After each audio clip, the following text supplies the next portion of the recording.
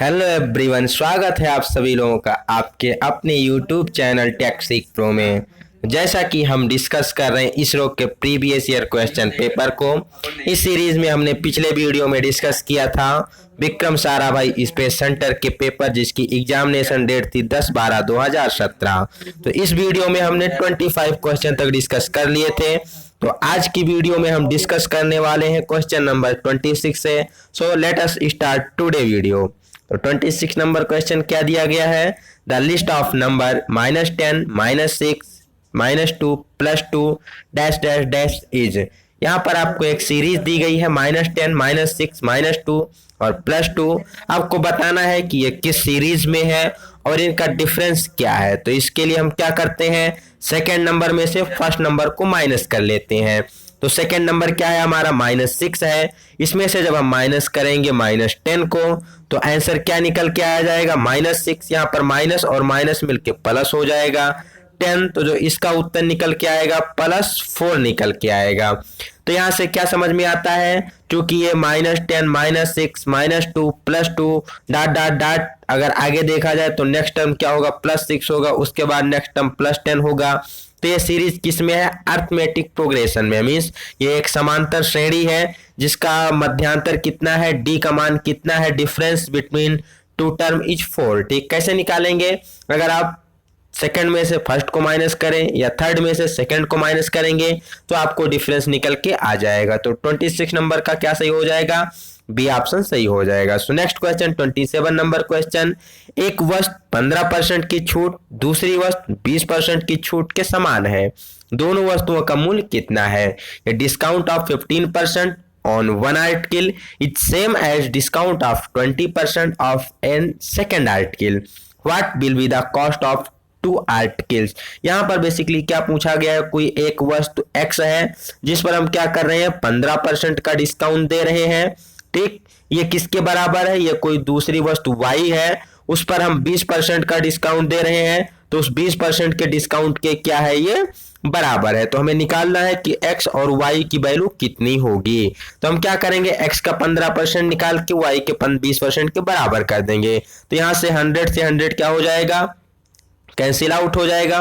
5 से जब हम कैंसिल करेंगे तो 5 3 जा 15 एंड 5 4 जा कितना निकल के आ जाएगा, यहाँ से आपको 20 निकल के आ जाएगा। तो अगर हम x और y का रेशियो निकालें तो x और y का रेशियो कितना निकल के आ जाता है, यहाँ से 4:3 निकल के आ जाता है, क्योंकि y इधर आएगा और ये 3 आपका इस साइड में जाएगा। तो x और y का रेशियो कितना निकल के आ जाता है, 4:3 निकल के आ जाता है। ठीक, मीन्स x और y, x अपना कितना है 4 होगा तो y कितना होगा 3 होगा। यहाँ से ये रेशियो निकल के आ गया। ठीक, तो अब चलते हैं यहाँ देख लेते हैं कि किस नंबर में रेशियो उनका 4:3 का है। तो अगर बात की जाए सबसे पहले ऑप्शन 100 × 120 की बात की जाए तो अगर इसको हम क्या करेंगे, 20 से कैंसिल आउट करेंगे तो 20 को 5 से और 20 को 6 बार ले जाएंगे तो आपका यहाँ से 5:6 निकल के आएगा। तो ये हमारा नहीं हो सकता। सेकंड बात की जाए 60 × 80, यहाँ 20 से कैंसिल करेंगे तो 3:4 निकल के आएगा, ये भी नहीं है। फोर्थ ऑप्शन की बात की जाए 60 × 40 तो यहाँ से निकल के आएगा 3:2 का रेशियो, ये भी नहीं है। अब यहाँ पर जो थर्ड ऑप्शन दिया गया है 80 × 60, जब इसको हम क्या करेंगे 20 से कैंसिल करेंगे तो 80 को 20 से कैंसिल करेंगे तो 4 आ जाएगा, 60 को कैंसिल करेंगे तो 3 आ जाएगा। तो यहाँ से हमारा रेशियो निकल के आता है 4:3। तो इस क्वेश्चन का कौन सा ऑप्शन सही हो जाएगा? ऑप्शन नंबर सी सही हो जाएगा। करना क्या था, x का 15% निकाल के y के 20% के बराबर कर देना था, आपको निकल के आ जाएगा आंसर। बात की जाए नेक्स्ट क्वेश्चन 28 नंबर की। 28 नंबर में क्या बताया गया है, which of the following is an example of comparator. यहाँ पर जो ऑप्शन दिए गए इसमें से कौन सा कंपैरेटर का उदाहरण है? कंपैरेटर का मतलब क्या, in the sense of comparator कि कौन सा ऐसा इक्विपमेंट इंस्ट्रूमेंट है जो बेसिकली कंपेयर करने के लिए प्रयोग किया जाता है। तो सबसे फर्स्ट ऑप्शन बात की जाए वर्नियर कैलिपर या माइक्रोमीटर या स्टील रूल, ये सभी क्या है, डायरेक्ट मेजरिंग इंस्ट्रूमेंट के अंतर्गत आते हैं, जिसमें स्टील रूल हमारा नॉन प्रिसीजन है, बाकी माइक्रोमीटर और vernier caliper precision direct measuring linear measuring instrument के अंतर्गत आते हैं। अब यहाँ से जो हमारा सी ऑप्शन है डायल गेज, तो डायल गेज क्या है, ये बेसिकली किस लिए प्रयोग किया जाता है, तो एक किसी भी ऑब्जेक्ट का, किसी भी जॉब का माप को दूसरे ऑब्जेक्ट, दूसरे जॉब के माप से कंपेयर करने के लिए इसका प्रयोग किया जाता है। ठीक है, तो यहाँ से क्या निकल के आएगा, डायल गेज हमारा एक प्रकार का कंपैरेटिव उदाहरण, मींस कंपैरेटिव इंस्ट्रूमेंट है, क्योंकि इस पर ग्रेजुएशन नहीं बनी होती है। इसके द्वारा जो हम रीडिंग लेते हैं, मींस इसका जो हम साइज कंपेयर करते हैं, उसको फिर हमें किसी अदर पे ट्रांसफर करना होता है, तभी हम उसकी वैल्यू जान सकते हैं। ठीक, चलते हैं नेक्स्ट क्वेश्चन पर। 29 नंबर यहाँ पर क्या बताया गया है, निम्नलिखित में से कौन सा वेल्डिंग उच्च निर्वात चैम्बर में किया जाता है। Which of the welding is done in high vacuum chamber, means कौन सी ऐसी वेल्डिंग है जिसको हम हाई वैक्यूम चैम्बर में करते हैं। Options electron beam welding, arc welding, laser welding या फिर टिग वेल्डिंग। तो यहां से अगर बात की जाए हाई वैक्यूम चैम्बर में, तो इलेक्ट्रॉन बीम वेल्डिंग EVW को हम हाई प्रेशर वैक्यूम चैम्बर में करते हैं। ठीक, इसमें बेसिकली मेटल के फ्यूजन के लिए जो आवश्यक ऊष्मा होती है, हीट होती है, वो फास्ट मूविंग इलेक्ट्रॉन के जब टकराने से मिलते हैं। मींस जो फास्ट मूविंग इलेक्ट्रॉन होते हैं जब वो जॉब की सरफेस से आकर टकराते हैं, तो उसी के द्वारा उसको रिक्वायर्ड हीट मिलती है। और हीट की कैलकुलेशन हम कैसे करते हैं ये भी पूछा जाता है। तो H इक्वल टू I²RT के द्वारा यहाँ पर हीट का कैलकुलेशन किया जाता है। तो बेसिकली जो इलेक्ट्रॉन बीम वेल्डिंग होती है ये बेसिकली वैक्यूम चैम्बर में की जाती है। वैक्यूम का मतलब क्या होता है, वहां पर निर्वात होता है, वहां पर वायु उपस्थित नहीं होती है। उस चैम्बर में बेसिकली जो वायु उपस्थित होती है उसको हम क्या करते हैं, आवश्यक जो मींस जो उसका कंप्रेसर होता है उसके द्वारा हम पहले वहां पर डिकम्प्रेसाइज करते हैं, वहां पर जो भी एयर वगैरह हो ट्रैप होती है उसको हम बाहर निकाल देते हैं। फिर इनर्ट एटमॉस्फेयर में इलेक्ट्रॉन को जनरेट करके काफी तेज गति से इलेक्ट्रॉन आकर वर्कपीस से टकराते हैं और ये हमारी वेल्डिंग की फ्यूजन की प्रक्रिया कंप्लीट होती है। ठीक, तो नेक्स्ट बात की जाए अदर ऑप्शन की, यहाँ से जो एग्जाम में पूछा जाता है, यहाँ से टिग वेल्डिंग के बारे में पूछा जाता है, TIG वेल्डिंग का, जिसका फुल फॉर्म होता है टंगस्टन इनर्ट गैस वेल्डिंग। तो यहाँ से दो क्वेश्चन पूछा जाता है। पहला क्वेश्चन पूछा जाता है कि कौन सी ऐसी वेल्डिंग विधि है जिसमें नॉन कंज्यूमेबल इलेक्ट्रोड का प्रयोग किया जाता है।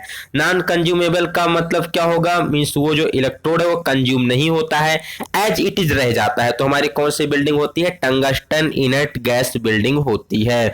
और अगर पूछा जाता है कंज्यूमेबल इलेक्ट्रोड वाले का प्रयोग किसमें किया जाता है, तो MIG वेल्डिंग में कंज्यूमेबल इलेक्ट्रोड का प्रयोग किया जाता है, जिसे मेटल गैस आर्क वेल्डिंग के नाम से जाना जाता है। ठीक है, मिग वेल्डिंग में जो हम इलेक्ट्रोड प्रयोग करते हैं बिना फ्लक्स मींस बिना फ्लक्स के होता है, और जो बिना फ्लक्स कोटेड इलेक्ट्रोड होता है उसे हम बेयर इलेक्ट्रोड के नाम से जानते हैं। ये भी क्वेश्चन में पूछा जा सकता है कि बिना फ्लक्स कोटिंग किए हुए इलेक्ट्रोड को क्या कहते हैं, तो बेयर इलेक्ट्रोड के नाम से जानते हैं। अब चाहे टिग वेल्डिंग हो या मिग वेल्डिंग हो, इसमें हम क्या करते हैं, बेसिकली वर्कपीस को जो भी हमारा जॉब होता है उसको प्रोटेक्ट करने के लिए इनर्ट गैसेस का प्रयोग करते हैं, मींस कवर गैसेस का प्रयोग करते हैं, शील्डिंग गैसेस का। तो इसके लिए कौन सी गैस प्रयोग की जाती है, बेसिकली यहाँ पर हीलियम गैस और आर्गन गैस का प्रयोग किया जाता है। जो भी ऑप्शन में दिया गया है उसकी तरफ आप जा सकते हैं। नेक्स्ट चलते हैं 30 नंबर क्वेश्चन की तरफ। 30 नंबर क्वेश्चन क्या पूछा गया है, which of the following part in the file is not hard and tempered. File का कौन सा ऐसा भाग है जिसको हार्ड और टेम्पर नहीं किया जाता है, तो सबको पता है टैंक को हार्ड और टेम्पर नहीं करते हैं। रीजन क्या होता है कि जब इसको हम हैंडल में फिट कर रहे होते हैं तो उसको चोट लगाने की आवश्यकता होती है। अगर ये हार्ड और टेम्पर होगा तो चोट लगाते समय क्या होगा, टूट जाएगा, इसलिए इसको हार्ड और टेम्पर नहीं किया जाता है। हील क्या है, ये फाइल का चौड़ा भाग होता है, ब्रॉड पार्ट होता है जिस पर दांते नहीं काटे जाते हैं। एज पर सिंगल कट दांते कटे होते हैं, और जो हमारी बॉडी होती है उस पर बेसिकली डबल कट या सिंगल कट दांते अकॉर्डिंग टू फाइल के अनुसार कटे होते हैं। 31 number question, the over cut teeth angle and up cut teeth angle in a double cut files are. जो डबल कट फाइल होती है उसमें ओवर कट दांते और अप कट दांते कितने डिग्री पर कटे होते हैं, यही आपसे इस क्वेश्चन में पूछा गया। मान लीजिए हमारी कोई फाइल है, तो इसमें डबल कट फाइल में क्या होता है, दांते विकर्ण के रूप में कटे होते हैं, मींस एक दूसरे से डायगोनल कुछ इस तरीके से दांते कटे होते हैं। तो इसमें जो फर्स्ट रो ऑफ टीथ होती है उसे हम क्या कहते हैं, ओवर कट दांते कहते हैं, और जो हमारी दूसरी दांतें हो, दूसरी रो आपतित होती है, उसे अपकर दांतों के नाम से जाना जाता है। तो यही ओवरकर और अपकर दांते का हमें एंगल बताना है। तो जो ओवरकर दांते होते हैं वो 70 डिग्री पर काटे जाते हैं और जो अपकर दांते होते हैं वो 51 डिग्री पर काटे जाते हैं। तो यहाँ से हमारा ऑप्शन नंबर बी सही हो जाएगा। तो डबल कट फाइल होती है, बहुत तेजी से मटेरियल को हटाने के लिए प्रयोग की जाती है। ठीक, अगर बात की जाए इसी के साथ साथ जो सिंगल कट फाइल पूछी जाती है उसमें दांते कितने डिग्री पर कटे होते हैं, तो वो सेंटर लाइन से 60 डिग्री के कोण पर काटे जाते हैं। बेसिकली कह सकते हैं एल्युमिनियम वगैरह सॉफ्ट धातुओं के लिए जहां पर मेटल ज्यादा मात्रा में नहीं रिमूव करना होता है वहां पर सिंगल कट फाइल का प्रयोग किया जाता है। नेक्स्ट क्वेश्चन बात की जाए 32 नंबर की, try the accuracy of A try square is about. जो ट्राई स्क्वायर होता है इसकी एक्यूरेसी, इसकी यथार्थता कितनी होती है, तो यहां से हमारा ऑप्शन नंबर ए सही हो जाएगा कि ट्राई स्क्वायर की एक्यूरेसी कितनी होती है 0.002 mm पर 10 mm लेंथ। मींस इसका कहने का मतलब क्या है, मान लीजिए कोई 10 mm का हमारा जॉब है, इसको हम क्या कर रहे हैं ट्राई स्क्वायर के द्वारा इसकी मार्किंग कर रहे हैं, इसकी चेकिंग कर रहे हैं। ठीक है, तो यहां से इसके साइज में 0.02 mm 0.002 mm पर 10 mm के लेंथ में उसमें वेरिएशन हो सकता है, इतना प्लस माइनस में हो सकता है, यही इसकी क्या होती है एक्यूरेसी होती है। तो ये आपको समझना बहुत जरूरी है। Next 33 number question, the least count of an inside caliper. Inside caliper का लीस्ट काउंट कितना होता है, तो चाहे इनसाइड कैलिपर हो या आउटसाइड कैलिपर हो, कैलिपर का हम माप लेने के बाद क्या करते हैं उसको जनरली स्टील रूल पर ट्रांसफर करके उसको रीड किया जाता है। तो इसलिए इसका लिस्ट काउंट कितना हो जाएगा स्टील रूल के बराबर हो जाएगा और स्टील रूल का लिस्ट काउंट होता है 0.5 mm। सो इनसाइड कैलिपर का लिस्ट काउंट कितना हो जाएगा 0.5 mm हो जाएगा। इसका प्रयोग कहाँ करते हैं, तो कोई इनर मेजरमेंट के लिए, स्लॉट वगैरह के लिए इसका प्रयोग किया जाता है। Next 34 number, Which type of surface gauge is used on cylindrical surface। जो हमारी सिलेंड्रिकल बेलनाकार सरफेस होती है उस पर बेसिकली किस प्रकार के सरफेस गेज का प्रयोग किया जाता है।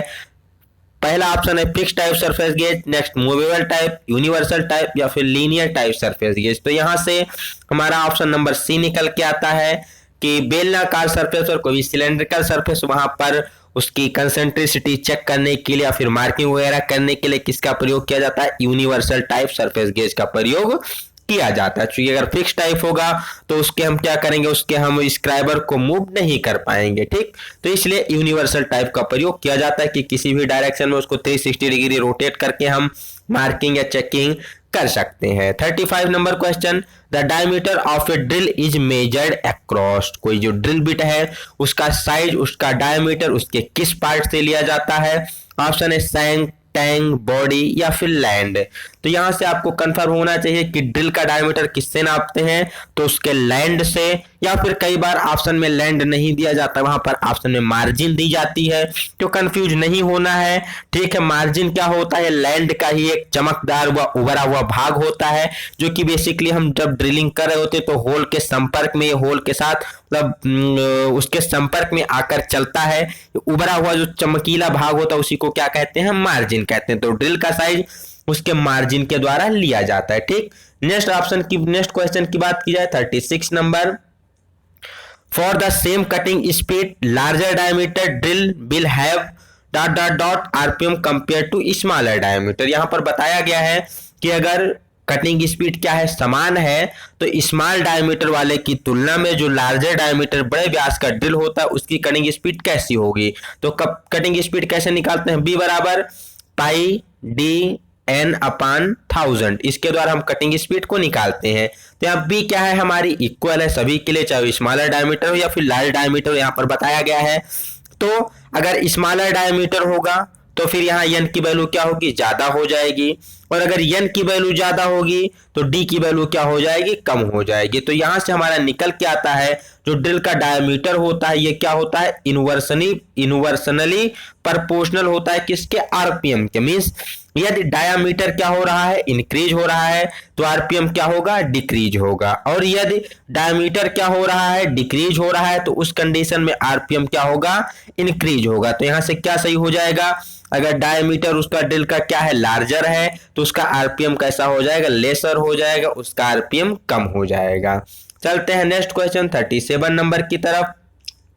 Which of the following is used for cutting keybase and groups? निम्नलिखित में से ऐसी कौन सी चीजल है जिसका प्रयोग कीबे और ग्रुप काटने के लिए किया जाता है? तो यहाँ से ऑप्शन दिया गया है cross cut chisel, flat chisel, web chisel या फिर पंचिंग चीजल। तो आपको क्लियर होगा कि जब भी हम क्या करते हैं, कीबे की कटिंग करते हैं या फिर ग्रुप स्लॉट की कटिंग करते हैं तो उसके लिए क्रॉस कट चीजल का प्रयोग किया जाता है। कई बार ऑप्शन में क्रॉस कट चीजल ना दे करके कैप चीजल दिया जाता है, तो कंफ्यूज नहीं होना है, क्रॉस कट चीजल का ही दूसरा नाम क्या होता है, कैप चीजल होता है। तो इसका प्रयोग कीबे या फिर स्लॉट ग्रुप काटने के लिए किया जाता है। बात की जाए फ्लैट चीजल की तो इसका प्रयोग जनरली किया जाता है सामान्य कार्यों के लिए, चीजें चिपिंग के लिए इसका प्रयोग किया जाता है।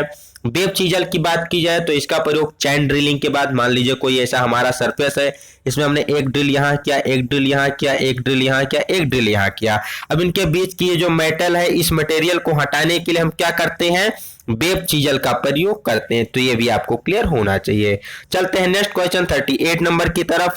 इन a vernier caliper 50 division of vernier scale occupy 49 division of the main scale. क्या कह रहा है कि मेन स्केल डिवीजन जो है वो 50 division of the vernier caliper in ये vernier caliper 50 division of vernier scale occupy 49 division of main scale.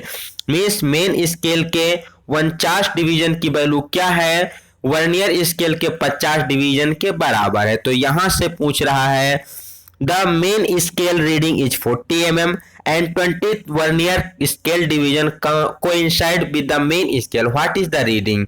Question क्या पूछ रहा है कि 49 मेन स्केल क्या है, 50 वर्नियर स्केल के बराबर है।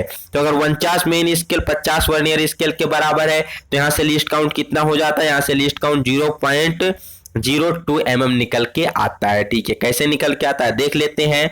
मीन्स हमारा जो 50 वर्नियर स्केल डिवीजन है किसके बराबर है, 49 मेन स्केल डिवीजन के बराबर है।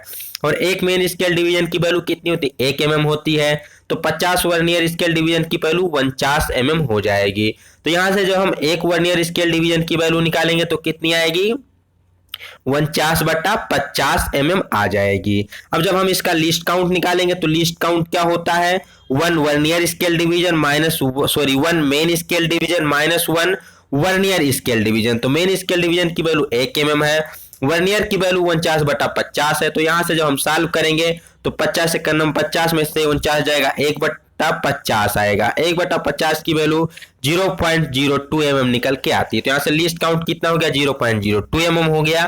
अब आगे क्या दिया गया कि 40 मेन स्केल डिवीजन है और वर्नियर स्केल डिवीजन कितना है, 20 है। तो उसकी रीडिंग कितनी हो जाएगी, तो रीडिंग के लिए क्या करेंगे, सबसे पहले मेन स्केल डिवीजन 40 हो गया, वर्नियर स्केल डिवीजन कितना है, 20 है। इसको क्या करना है, मल्टीप्लाई कर देना है किसके साथ, 0.02 लिस्ट काउंट के साथ इसको मल्टीप्लाई कर देना है। तो 40 हो गया, यहां से हमारा निकल के आ जाएगा 0.4। तो जब इन दोनों को ऐड करेंगे तो कितना आ जाएगा, 40.4 निकल के आ जाएगा। 40.4 किस ऑप्शन में दिया गया है, ऑप्शन नंबर ए में दिया गया है आपको 40.4। तो ऑप्शन नंबर ये इस क्वेश्चन का सही हो जाएगा। चलते हैं नेक्स्ट क्वेश्चन 39 नंबर की तरफ। ये right angle is equal to, जो एक समकोण है किसके बराबर है, तो यहाँ पर समकोण राइट एंगल की वैल्यू कितनी होती है, 90 डिग्री होती है। अब 90 डिग्री किसके बराबर है, तो हमें पता है कि 1 डिग्री किसके बराबर होती है, 1 डिग्री में 60 मिनट होते हैं। ठीक, तो 90 डिग्री में कितने मिनट हो जाएंगे, तो इसको हम 60 से मल्टीप्लाई कर देंगे। तो 9 को जब 6 से मल्टीप्लाई करेंगे तो 54 आ जाएगा और 00 यहाँ पर लग जाएगा। तो ये हो जाएगा मिनट। पहले देख लेते हैं ये ऑप्शन मैच कर रहा है कि नहीं कर रहा है। तो जी हाँ, ऑप्शन नंबर बी से हमारा ऑप्शन मैच कर रहा, 5400। ठीक है, करना क्या है, हमें पता है 1 डिग्री की वैल्यू कितनी होती है, 60 मिनट होती है। तो हमारे पास कितना है कि राइट एंगल है, राइट एंगल मींस 90 डिग्री। अब 90 डिग्री को मिनट में निकालना है तो 60 से मल्टीप्लाई कर देंगे तो हमारा कितना निकल के आ जाएगा, 5400 निकल के आ जाएगा। यही हमारा उत्तर हो जाएगा। तो ऑप्शन नंबर बी यहां से सही हो जाता है। चलते हैं नेक्स्ट क्वेश्चन की तरफ। 40 नंबर क्या पूछा गया है, एक आंतरिक पेज की चूड़ी में लघु व्यास है, in an internal screw thread the minor diameter is. यहां पर पूछा गया है जब हम कोई इंटरनल होल में थ्रेडिंग करते हैं तो यहाँ पर माइनर डायमीटर क्या होता है, तो यहाँ से क्लियर होना चाहिए। जब हम होल को ड्रिल करते हैं, जिस भी साइज का हम ड्रिल करते हैं होल में, वही हमारा क्या होता है, उसका माइनर डायमीटर होता है। किस कंडीशन में, इंटरनल थ्रेड की कंडीशन में। और जब थ्रेड पूर्ण रूप से कट जाती है टैपिंग के बाद जो हमें डायमीटर प्राप्त होता है वो हमारा क्या हो जाता है, मेजर डायमीटर हो जाता है। तो जो ड्रिल होल किया जाता है वही हमारा माइनर डायमीटर होता है, और जो थ्रेड करने के बाद डायमीटर प्राप्त होता है वो क्या होता है, मेजर डायमीटर होता है। अब अगर बात की जाए सिलेंड्रिकल सरफेस की, कि अगर कोई बेलनाकार सरफेस हमें आउटर थ्रेड काटनी है तो यहाँ पर माइनर डायमीटर और मेजर डायमीटर क्या होता है, तो थ्रेड काटने के लिए हम जो डायमीटर टर्न करते हैं, ठीक, जो ब्लैंक डायमीटर बनाते हैं वो हमारा क्या कहलाता है, मेजर डायमीटर कहलाता है। मतलब थ्रेड कटने से पहले जो डायमीटर होता है वो क्या होता है, मेजर डायमीटर होता है, और थ्रेड कटने के बाद जो डायमीटर प्राप्त होता है वो क्या होता है, माइनर या फिर छोटा डायमीटर होता है। यहाँ पर कई बार पूछा जाता है ब्लैंक साइज कैलकुलेट करने के लिए, तो ब्लैंक साइज बराबर क्या होता है, major diameter minus P upon 10 की पिच को हम 10 से डिवाइड करके उसका हम ब्लैंक साइज निकाल सकते हैं मेजर डायमीटर में से माइनस करके। तो यहाँ से कौन सा ऑप्शन सही हो जाएगा, तो ऑप्शन नंबर ए सही हो जाएगा। छिद्र बनाने के लिए ड्रिल किए गए छिद्र का व्यास, diameter of the hole drill for forming the hole, means tapping के लिए जो हमने होल किया है, ड्रिल किया है, वही क्या हो जाएगा, उसका माइनर डायमीटर स्मॉल डायमीटर हो जाएगा। Next question 41 number question, the form of thread in A buttress thread is. यहाँ पर बट्रेस थ्रेड का बेसिकली एंगल के बारे में बात की गई है। तो बट्रेस थ्रेड हमारी किस प्रकार की होती है, उसका कुछ एक सरफेस इस प्रकार का होता है, दूसरा ऐसा, तीसरा फिर इस प्रकार का, चौथा ऐसा। तो इस फॉर्म में हमारी बट्रेस थ्रेड होती है। तो यहाँ पर एंगल कितना होता है, 45 डिग्री होता है। तो अगर एक फ्लैंक की बात की जाए, जो हमारा पहला फ्लैंक है सीधा 0 डिग्री पर है, और दूसरा फ्लैंक कितने पे है, तो दूसरा फ्लैंक हमारा 45 डिग्री पर है। तो यहाँ से कौन सा ऑप्शन निकल के आ जाएगा, मींस एक और 0 डिग्री तथा दूसरी ओर 45 degree, inclination of 0 on one side and 45 on other side. तो ये आशा करती हूँ ये भी क्वेश्चन आपको क्लियर हो गया होगा। नेक्स्ट क्वेश्चन की बात किया 42 number, the thread angle of UNF, unified national thread का एंगल कितना होता है, तो यूनिफाइड नेशनल थ्रेड का एंगल होता है 60 डिग्री। ये भी आपको क्लियर होना चाहिए। मेट्रिक थ्रेड का पूछा जाता है तो वो भी 60 डिग्री होता है। 55 डिग्री किसका होता है, तो बीएसपी, बीएसएफ, बीएसडब्ल्यू, इनका एंगल कितना होता है, 50 डिग्री होता है। और एक्मे थ्रेड का एंगल कितना होता है, 29 डिग्री एक्मे थ्रेड का एंगल होता है। थर्ड 43 नंबर की बात की जाए, the first tap, second tap and bottoming tap differ in the form of. जो प्रथम टैप, सेकेंड टैप और थर्ड टैप होता है उसको हम किस आधार पर एक दूसरे से अलग करते हैं, कैसे उसको हम पहचानते हैं कि फर्स्ट टैप है, सेकेंड टैप है या फिर थर्ड टैप है। तो उसको पहचाना जाता है उसके टेपर लीड के अनुसार। जो उसकी लीड कितनी टेपर है उसी के अनुसार हम क्या करते हैं, उसको पहचानते हैं कि हमारा फर्स्ट टैप है कि सेकंड टैप है या फिर थर्ड टैप है। वैसे अगर फर्स्ट टैप के लिए है क्या है, उसमें एक निशान बना होता है, दूसरे में क्या होती है, सेकंड टैप में डबल रिंग बना होता है, और थर्ड टैप में उसके टैंक पर 3 रिंग बनी होती है। तो पहला है पहचानने का निशान कि उसको हम रिंग के आधार पर पहचान सकते हैं। मान लीजिए काफी ज्यादा उपयोग करने के बाद अगर उसकी रिंग क्या हो गई है, घिस गई है, तब रिंग सही नहीं है, तो फिर उसको हम कैसे पहचानते हैं, उसको टेपर लीड के एंगल के द्वारा पहचानते हैं। तो यहाँ पर पूछा जाता है उसके टेपर तीत के द्वारा पहचानते हैं। तो यहाँ पर बात की जाए फर्स्ट, सेकंड और थर्ड टैप के लिए तो 2 चीजें पूछी जाती है। पहला उसका टेपर तीत पूछा जाता है और उसका दूसरा टेपर लीड का एंगल पूछा जाता है। तो इन दोनों चीजों को क्लियर कर लेते हैं। सबसे पहला जो फर्स्ट टैप होता है इसको फर्स्ट टैप ही कहते हैं। इसका जो बात की जाए इसमें कितने तीत टेपर होते हैं, तो इसमें 8 से 10 दांते इसके क्या होते हैं, टेपर में बने होते हैं, क्योंकि इससे हमें क्या करनी होती है, टैपिंग को स्टार्ट करना होता है। इसका टेपर लीड एंगल कितना होता है, तो इसका टेपर लीड एंगल 4 डिग्री होता है। चूड़ी कटिंग प्रारंभ के लिए इसी टैप का प्रयोग किया जाता है। तो सेकंड टैप होता है जिसे हम इंटरमीडिएट टैप या फिर सेकंड टैप के नाम से जानते हैं। इसमें 3 से लेकर के 5 चूड़ी क्या होती है, टेपर में होती है, और इसका टेपर लीड एंगल कितना होता है, 10 डिग्री टेपर लीड एंगल रखा जाता है।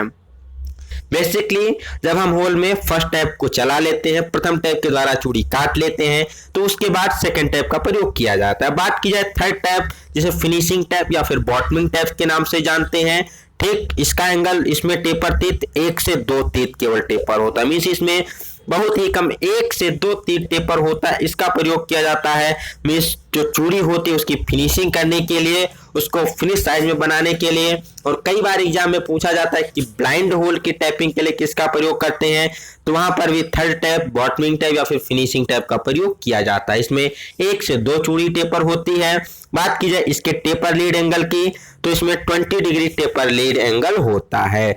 कई बार पूछा जाता है प्लग टैप किसको कहते हैं, तो फर्स्ट टैप को ही क्या कहते, सॉरी बॉटमिंग टैप या फिर प्लग टैप किसका नाम होता है, थर्ड टैप को ही फ्लग टैप या फिर बॉटमिंग टैप के नाम से जाना जाता है। ठीक, तो ये थी आपकी कुछ क्वेश्चन टैप के द्वारा जो पूछे जाते हैं। पहले टैप का 8 से 10 दांत टेपर होता है, 4 degree taper lead angle. Second का 3 से 5 दांता टेपर होता है, एंगल 10 डिग्री। थर्ड का 1 से 2 दांता टेपर होता है, टेपर लीड एंगल 20 डिग्री। तो आशा करते हैं क्वेश्चन आपको क्लियर हो गया होगा। नेक्स्ट 44 नंबर क्वेश्चन में क्या पूछा गया था, taper in A taper pin reamer is, जो टेपर पिन रीमर होता है उसमें बेसिकली कितना टेपर एंगल दिया जाता है, इस क्वेश्चन में हमसे ये पूछा गया है। तो अगर बात की जाए टेपर पिन रीमर की, तो जितनी भी पिन वगैरह होती है उसमें कितना टेपर दिया जाता है, 1:50 का टेपर इसमें दिया जाता है। तो ये काफी सिंपल सा क्वेश्चन था, आशा करते हैं ये आपको क्लियर हो गया होगा। इसमें कोई ऐसा डिस्क्रिप्शन नहीं है।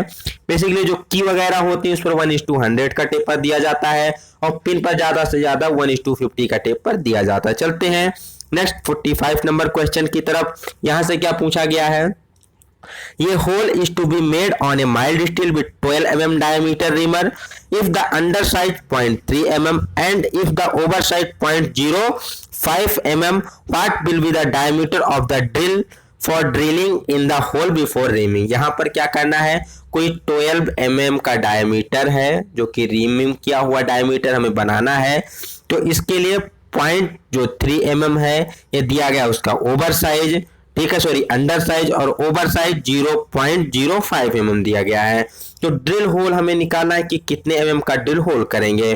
तो ड्रिल होल के लिए फार्मूला क्या होता है, ड्रिल साइज बराबर reamer size minus under size plus over size. Means जो हमारा रीमर का साइज दिया गया उसमें से अंडर साइज और ओवर साइज दोनों को हम जोड़ के क्या करेंगे, माइनस कर देंगे रीमर साइज में से, तो हमारा ड्रिलिंग साइज निकल के आ जाएगा। तो यहाँ से हमें रीमर साइज कितना दिया गया है, 12 mm दिया गया है, अंडर साइज 0.3 mm दिया गया है, ओवर साइज कितना दिया गया है, 0.05 mm दिया गया है। तो जब हम इसको माइनस करेंगे 12 mm में से 0.3 और इसमें प्लस 0.05 को जब ऐड करेंगे तो हमारा कितना हो जाएगा, सॉरी ये हमारा निकल के आ जाएगा 0.35। तो जब हम 12 में से 0.35 को माइनस करेंगे तो कितना निकल के आ जाएगा, 11.65। ऑप्शन नंबर ए निकल के आ जाएगा। ठीक, तो फार्मूला क्या याद रखना है, रीमर साइज में से माइनस करना होता है under size plus over size. Under size कितना था, 0.3 mm था, ओवर साइज कितना था, 0.05 mm था। इसको जोड़े तो हमारा निकल के कितना आ गया, 0.35 mm निकल के आ गया। इसको हमने माइनस कर दिया 12 mm में से, तो हमारा कितना निकल के आ गया, 11.65 mm निकल के आ गया। तो यहाँ से ऑप्शन नंबर ये सही हो जाएगा। आशा करते हैं ये भी क्वेश्चन आपको क्लियर हो गया होगा। नेक्स्ट क्वेश्चन की बात की जाए 46 नंबर में क्या पूछा गया है, तो in oxy acetylene welding which gas is cooled close first to avoid backfire. Means oxy acetylene welding में जब कभी भी बैकफायर की घटना होती है तो उसको अवॉइड करने के लिए सबसे पहले किस वाल्व को, मींस किस गैस को बंद किया जाता है। ऑप्शन है ऑक्सीजन, आर्गन, एसिटिलीन, नाइट्रोजन। तो यहाँ पर ऑक्सी एसिटिलीन वेल्डिंग में ऑक्सीजन और एसिटिलीन का प्रयोग किया जाता है। तो सबसे पहले हम ऑक्सीजन को बंद करेंगे या एसिटिलीन को बंद करेंगे, क्वेश्चन यही पूछा गया। तो सबसे पहले जान लेते हैं कि ये बैकफायर वास्तव में होती क्या है। तो बैकफायर क्या होती है, जब कभी भी जो फ्लेम होती, ज्वाला होती, वो अचानक पटाखे के जैसी आवाज करती है और पटाखे जैसी आवाज करने के बाद बंद हो जाती है, तो उसी को क्या कहते हैं, हम बैकफायर कहते हैं। ठीक है, क्या है, जब कभी भी ज्वाला अचानक पटाखे जैसी आवाज करके बंद हो जाए तो उसी को बैकफायर कहा जाता है। बैकफायर का कारण क्या होता है, तो सबसे पहला होता है जो गैस का हमारा प्रेशर है, अगर वो प्रेशर कम है तो बैकफायर होती है। या फिर दूसरा जो यहाँ पर मोस्ट रीजन होता है वो होता है जो हमारी टार्च की टिप है वो जॉब के काफी ज्यादा क्लोज में होती है तो फिर बैकफायर हो जाती, क्योंकि टिप क्या होती है, गर्म बहुत जल्दी हो जाती है। ठीक, तो जिससे बैकफायर की घटना होती, या फिर अगर टिप में कोई पदार्थ, कोई बाहरी कंकड़ पत्थर आके कोई वस्तु फंस गई है तो फिर क्या होता है, बैकफायर हो जाता है। ठीक है, तो बैकफायर की स्थिति में क्या करना चाहिए, सबसे पहले हमें ऑक्सीजन गैस को बंद करना चाहिए, जो कि बेसिकली क्या करती है, जलने के लिए मीन्स मीडियम होती है। जल कोई भी वस्तु कब जलती है, जब ऑक्सीजन होती है। बिना ऑक्सीजन के कोई वस्तु जल नहीं सकती। तो सबसे पहले हमें क्या करना है, ऑक्सीजन को बंद करना है, उसके जस्ट बाद एसिटिलीन को बंद करना है, और फिर बाद में जो टार्च है उसके टिप को थोड़ा ठंडा करके उसके साफ करके फिर हमें वेल्डिंग प्रारंभ करनी चाहिए। तो ये थी बेसिकली किसके बारे में, बैकफायर के बारे में। यहाँ से और क्वेश्चन पूछा जाता है, जब कभी हम वेल्डिंग को स्टार्ट करते हैं तो सबसे पहले कौन सी गैस ओपन की जाती है, तो यहाँ पर सबसे पहले एसिटिलीन गैस ओपन की जाती है। और जब कभी हम क्या करते हैं, वेल्डिंग को स्टॉप करते हैं, बंद करते हैं, तो कौन सी गैस सबसे पहले बंद की जाती है, तो एसिटिलीन गैस को ही सबसे पहले खोला जाता है और उसी को सबसे पहले बंद भी किया जाता है। तो ये भी आपको ऑप्शन क्लियर होना चाहिए। ठीक, चलो 1 नंबर में क्या पूछा गया है, in oxy acetylene gas cutting the metal cutting is done by. जो ऑक्सी एसिटिलीन गैस कटिंग की प्रक्रिया होती है उसमें मेटल कटिंग किसके द्वारा की जाती है, तो कटिंग के लिए बेसिकली हम हाइट ऑक्सीजन गैस का प्रयोग करते हैं। तो ऑक्सीजन ऑप्शन नंबर फर्स्ट में मिल जाता है। तो हाई प्रेशर ऑक्सीजन के द्वारा क्या किया जाता है, मेटल की कटिंग प्रक्रिया की जाती है। 48 नंबर क्वेश्चन, 0.025% से 0.08% कार्बन युक्त लोहे को क्या कहते हैं। ठीक है, बेसिकली क्या है, स्टील के स्ट्रक्चर सारे यहाँ पर दिए गए हैं, फेराइट, सीमेंटाइट, पियरलाइट, हाइपोइलेक्ट्राइड। तो बेसिकली ये सब स्टील के स्ट्रक्चर के बारे में है। तो जिसमें 0.025 से 0.08% तक कार्बन की मात्रा होती है उसे क्या कहते हैं, उसे फेराइट कहते हैं। फेराइट क्या होता है, सबसे शुद्ध लोहे का स्ट्रक्चर होता है जो कि बेसिकली सॉफ्ट और डक्टाइल होता है, जिसमें कार्बन की परसेंटेज मात्रा बहुत ही कम पाई जाती है। ठीक है, जब हमारा क्या होता है, फेराइट कि लोहा कार्बन के साथ मिलता है तो वहां पर एक मिश्रण बनता है जिसे हम क्या कहते हैं, सीमेंटाइट के नाम से जानते हैं। तो सीमेंटाइट बेसिकली क्या है, लोहे और कार्बन का रासायनिक मिश्रण होता है। अब फेराइट हमारा बहुत ही सॉफ्ट एंड डक्टाइल था, इसके विपरीत हमारा सीमेंटाइट क्या होता है, बहुत ही हार्ड और ब्रिटिल होता है, बहुत ही कठोर और भंगुर होता है। नेक्स्ट स्ट्रक्चर की बात की जाए कि पेरलाइट या परलाइट क्या होता है, तो ये फेराइट और सीमेंटाइट का मिश्रण होता है जिसमें बेसिकली 88% फेराइट होती है और 12% मात्रा किसकी होती है, सीमेंटाइट होती है। ऐसा कहा जाता है कि जो पेरलाइट स्ट्रक्चर होता है बहुत ही स्ट्रांग होता है, बहुत ही मजबूत होता है, जो बेसिकली माइल्ड स्टील वगैरह होती है। इसमें कौन सा स्ट्रक्चर होता है, पेरलाइट स्ट्रक्चर ही होता है। ठीक, तो चलते हैं हम अपने नेक्स्ट क्वेश्चन की तरफ, 49 नंबर की तरफ। The lower critical point for steel is at. यहाँ पर ऑप्शन ब्रैकेट में दिया गया हीटिंग करते समय, मीन्स जब भी हम क्या करते हैं, किसी भी मेटल को गर्म कर रहे होते हैं, किसी भी कार्बन स्टील को गर्म कर रहे होते हैं, तो उस समय गर्म करते समय उसका लोअर क्रिटिकल टेम्परेचर कितना होता है, तो उसका लोअर क्रिटिकल टेम्परेचर कितना होता है, 723 डिग्री सेल्सियस, 723 डिग्री सेल्सियस उसका क्या होता है, लोअर क्रिटिकल पॉइंट होता है। ठीक, अब लोअर क्रिटिकल पॉइंट क्या होता है, तो जब भी हम क्या करते हैं, स्टील को गर्म कर रहे होते हैं तो गर्म करते समय उसके तापमान में धीरे धीरे क्या होती है, वृद्धि होती है और उसका तापमान धीरे धीरे बढ़ता जाता है। अब एक कंडीशन ऐसी आती है जब उसका टेम्परेचर 723 डिग्री सेल्सियस के आसपास पहुंच जाता है तो उस समय जो तापमान होता है बढ़ना थोड़ी देर के रुक जाता है। मीन्स उस समय जो हम मेटल को हीट दे रहे होते हैं, हीट क्या करती है, उस मेटल के तापमान को बढ़ाने के बजाय उसका जो इंटरनल स्ट्रक्चर होता है मेटल का, उसके इंटरनल स्ट्रक्चर को चेंज करने लगता है। ठीक है, तो हम कह सकते हैं कि जिस तापमान पर किसी भी स्टील के इंटरनल स्ट्रक्चर में जो चेंजेस होता है वो स्टार्ट होता है, उसमें परिवर्तन आना आरंभ होता है, उसी को हम क्या कहते हैं, लोअर क्रिटिकल टेम्परेचर के नाम से जानते हैं। और बेसिकली कितना होता है, 723 डिग्री सेल्सियस के आसपास होता है। ठीक, अब इसके बाद थोड़ी देर बाद क्या होता है, फिर से तापमान बढ़ने लगता है और इसको जब हम क्या करते हैं, लोअर क्रिटिकल टेम्परेचर से और अधिक गर्म करते हैं तो धीरे धीरे जो इसकी स्ट्रक्चर होती है वो पूर्ण रूप से परिवर्तित हो जाती है। ठीक है, और जो उसमें कार्बन के कण होते हैं पूरी तरीके से आयरन के कण कार्बन में घुलकर पूरा एक सॉलिड सॉल्यूशन बना लेते हैं, ठीक है, जिसे क्या कहते हैं बेसिकली ऑस्टेनाइट के नाम से जाना जाता है। तो जिस तापमान पर जो हमारा स्टील का स्ट्रक्चर होता है पूर्ण रूप से चेंज हो जाता है, या जिस तापमान पर जो परिवर्तन होता है वो बंद हो जाता है, उसे क्या कहते हैं, उसे अपर क्रिटिकल टेम्परेचर के नाम से जाना जाता है।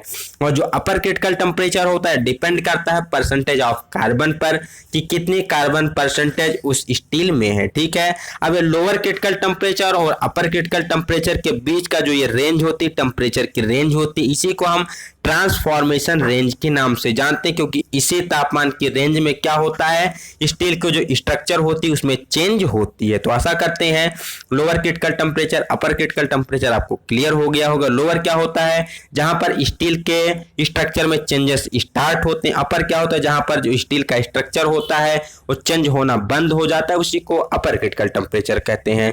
बात की जाए 50 नंबर क्वेश्चन की, इन फोर्जिंग ये ड्रिफ्ट इज यूज्ड फॉर, जो फोर्जिंग प्रक्रिया होती है बेसिकली फोर्जिंग में ड्रिफ्ट का प्रयोग किस लिए किया जाता है, यही इस क्वेश्चन में पूछा गया है। ऑप्शन है ड्रिल करने के लिए, या ड्रिल किए गए होल को इनलार्ज करने के लिए, अपसेटिंग के लिए, या फिर वेल्डिंग के लिए। तो बात की जाए फोर्जिंग की, तो फोर्जिंग क्या होती है, किसी भी मेटल को, किसी भी धातु को उसके प्लास्टिक स्टेज तक गर्म करके, ठीक है। Plastic stage in the sense of ऐसी स्टेज जहां पर वो मेल्ट नहीं होता, मेल्टिंग के पहले की जो स्टेज होती है वो प्लास्टिक स्टेज होती है। तो उसको प्लास्टिक स्टेज तक गर्म करके उसको हैमर के द्वारा चोट मारकर उस पर प्रहार करके जो उसका स्ट्रक्चर है, शेप है, उसको परिवर्तित करना, उसके आकार को परिवर्तन करना ही क्या कहलाता है, फोर्जिंग कहलाता है, ठीक है। किसी भी मेटल को हम क्या करेंगे, प्लास्टिक स्टेज तक गर्म करेंगे, इतना मींस कह सकते हैं रेड हॉट कंडीशन तक उसको गर्म करके फिर उसके हैमरिंग करके उसके शेप एंड साइज को चेंज करना ही क्या कहलाता है, फोर्जिंग कहलाता है। जैसे कि बेसिकली बात की जाए, लोहार वगैरह होते हैं, जब हम अपने कोई टूल ब्लंट हो जाते हैं, मीन्स जो हम गांव की बात करते हैं, खुरपी हो गया, कह सकते जो फावड़ा हो गया, कुदाल हो गई, जब वो क्या होते हैं ब्लंट हो जाते हैं, उसमें धार चली जाती है, तो उसको हम क्या कहते हैं, लोहार के पास ले जाते हैं, भट्टी में उसको गर्म करके उस पर हैमरिंग करके उसके मीन्स क्या करते हैं, उस पर शेप को थोड़ा सा बड़ा करके धार को पतला कर देते हैं। तो वही बेसिकली प्रक्रिया क्या होती है, फोर्जिंग होती है। अब फोर्जिंग में सबसे पहले बात की जाए कि ड्रिलिंग मतलब कोई एक होल बनाने के लिए बेसिकली किसका प्रयोग किया जाता है, तो यहाँ पर प्रयोग किया जाता है पंच का, ठीक है। जो पंच होते हैं फोर्जिंग में, जो पंच प्रयोग किए जाते हैं वो बेसिकली आयताकार या फिर वर्गाकार सुराख इसके द्वारा बनाया जाता है। अब जो पंचिंग के बाद होल बन गया, इस होल को बड़ा करने के लिए ड्रिफ्ट का प्रयोग किया जाता है। ड्रिफ्ट बेसिकली जो ड्रिफ्ट होती है हमारी ड्रिलिंग मशीन वगैरह के साथ प्रयोग की जाती है, उसका काम होता है। वो ड्रिल है, रीमर है, या फिर और जो इक्विपमेंट है उसको मशीन के स्पिंडल से निकालने के लिए प्रयोग किया जाता है ड्रिफ्ट का। और जो फोर्जिंग में शीट मेटल में ड्रिफ्ट प्रयोग की जाती है उसका काम क्या होता है, पहले से किए गए ड्रिल होल को बड़ा करना, ठीक है। तो शीट मेटल में या फोर्जिंग में होल करने के लिए पंच का प्रयोग करते हैं, और ड्रिफ्ट का प्रयोग किया जाता है होल को बड़ा करने के लिए। ऑफसेटिंग को भी देख लेते हैं। तो ऑफसेटिंग बेसिकली क्या होती है, किसी भी जाब की लंबाई को कम करते हुए उसके क्षेत्रफल को बढ़ाना। मान लीजिए कोई हमारा लंबा जाब है, अब इसकी लंबाई को कम करके हमें क्या करना है, इसका क्षेत्रफल बढ़ाना है। तो ये प्रक्रिया हमारी क्या कहलाती है, ऑफसेटिंग की प्रक्रिया कहलाती है। तो ये भी आपको क्लियर होना चाहिए। चलते हैं नेक्स्ट। अब यहाँ पर अगर बेंडिंग की बात की जाए तो बेंडिंग मतलब क्या है, किसी भी मीन्स शीट मेटल या किसी भी धातु को इच्छित आकार में मोड़ना ही बेंडिंग कहलाता है। नेक्स्ट 51 नंबर क्वेश्चन की बात की जाए, यहाँ पर दिया गया ये cos a बराबर 4/5, तो tan a का मान निकालना है। तो यहाँ से हमारा फार्मूला अप्लाई होगा LAL अपन KKA, मीन्स लंब आधार लंब कर्ण कर्ण आधार। तो cos क्या होता है, cos का मान होता है आधार बटा कर्ण। तो अगर यहाँ से हम एक राइट एंगल ट्रायंगल ड्रॉ करें तो cos की वैल्यू हमें 4/5 दी गई है, तो आधार कितना हो जाएगा हमारा 4 हो जाएगा, ठीक है, और कर्ण कितना हो जाएगा 5 हो जाएगा। तो जब यहाँ से हम पाइथागोरस प्रमेय लगाएंगे तो हमारे लंब की वैल्यू कितनी आ जाएगी, 3 निकल के लंब की वैल्यू आ जाएगी। अब पूछा क्या गया है हमें क्वेश्चन में, tan ये का मान पूछा गया है। तो tan क्या होता है, sin cos tan, मीन्स लंब बटा आधार वैल्यू हो जाती है tan की।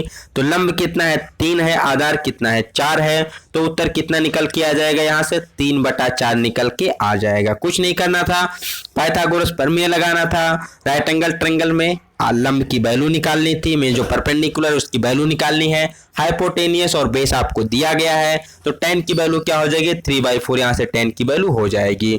नेक्स्ट बात करते हैं 52 नंबर क्वेश्चन की कि what is percentage of 72 is 18, means 72 का कितना परसेंट हमारा 18 होता। तो सपोज दैट मान लीजिए 72 का x परसेंट कितना है 80 के बराबर है। ठीक है, हमने क्या मान लिया कि 72 का अगर हम x परसेंट निकालते हैं तो ये किसके बराबर है 18 के बराबर, मींस 18 हमारा x परसेंट है।